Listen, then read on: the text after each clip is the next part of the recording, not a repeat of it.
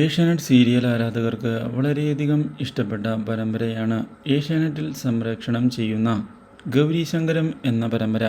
ഇപ്പോൾ TRP റേറ്റിംഗിൽ 3-ാം സ്ഥാനത്താണ് ഈ പരമ്പര. പരമ്പരയിൽ ഇപ്പോൾ സുപ്രധാനമായ വഴിത്തിരിവുകൾ വന്ന് സംഭവിച്ചിരിക്കുകയാണ്. ഒടുവിൽ ധ്രുവനെ നേരിടുന്നതിനായി ആദർശ് മുന്നിലേക്ക് പോകുന്നു.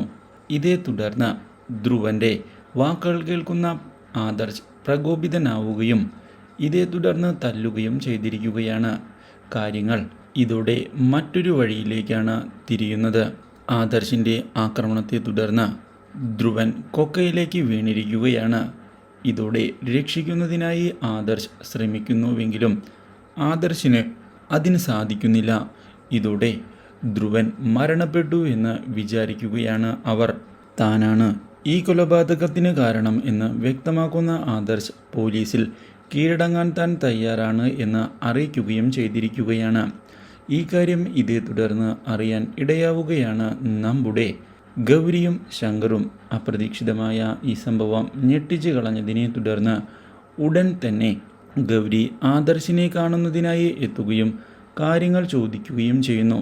ഇതോടെ തൻ്റെ ഭാഗത്തു നിന്ന് തെറ്റുകൾ പറ്റിപ്പോയി എന്ന് സമ്മതിക്കുന്ന ആദർശ് താൻ പോലീസിൽ ഹാജരാകാൻ തയ്യാറാണ് എന്ന് പറഞ്ഞതിനെ തുടർന്ന് ആദർശിനെ സമാധാനിപ്പിക്കുന്ന ശങ്കർ സഹായിക്കാൻ താൻ തയ്യാറാണ് എന്ന് അറിയിക്കുകയും ചെയ്യുന്നു. Do like, share and subscribe.